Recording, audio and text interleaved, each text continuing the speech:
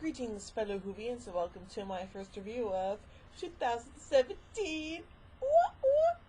Anyway, let's start this new year off with the Krotons. And no, I don't mean the things you put in your salad. That's croutons. This is the Krotons we're looking at here. So, yeah. Anyway, on an unnamed planet, a race called the Gons are subject to the mysterious Krotons. Unseen beings to whom they provide their brightest intelligences as companions. Thara, son of the Gon leader Celeris, is the only one of his race to object to this practice.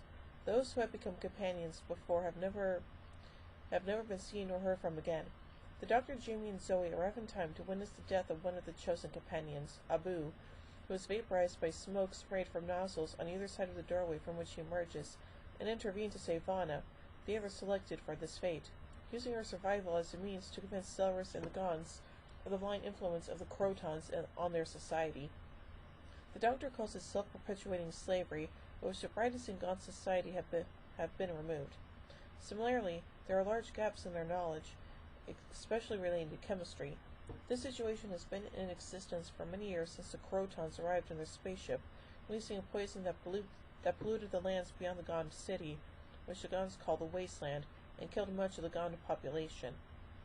Thara uses the disquiet of the situation to lead a rebellion and attack the teaching machines of the Krotons in the Hall of Learning. This prompts the crystalline probe to appear and defend the machines, and warn the Gons to cease their rebellion. Zoe now tries the teaching machines and is selected to be a companion of the Krotons. The Doctor elects the same fate, and both are summoned to the Dinotrope, where they are subjected to a mental attack.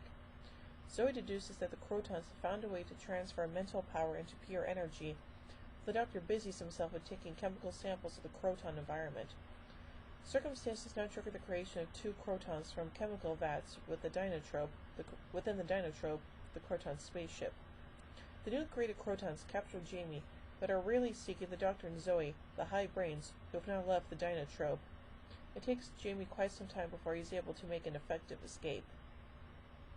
Elec and Axis, two counselors previously loyal to the Krotons, who began to rally for an all-out war with the Krotons, have now seized the initiative in Gon society.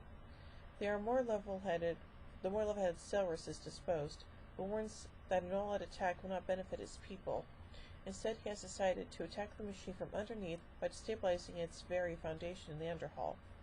Elec has Celeris arrested and also resource control by negotiating with the Krotons that they will leave the planet if provided with the two high brains who can help them power and pilot their ship. Zoe and the Doctor are forced into the Dinotrope, and Celeris dies, providing them with a vial of acid which the Doctor adds to the Kroton vats.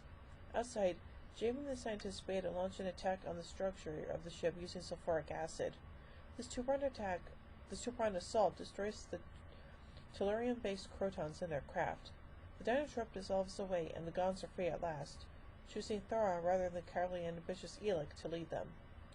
Leaving the Gons to find their own answers for the future, the Doctor, Jamie, and Zoe slip away back to the TARDIS and new adventures. So, yeah, that was pretty much the entire episode. Anyway, let's look at some continuity and production elements of this story. The Krotons feature in the 8th Doctor Adventure spin-off novel Alien Bodies by Lawrence Miles. They appear again in the Big Finish audio drama Return of the Krotons with the 6th Doctor. Working titles for the story included The Trap and The Space Trap.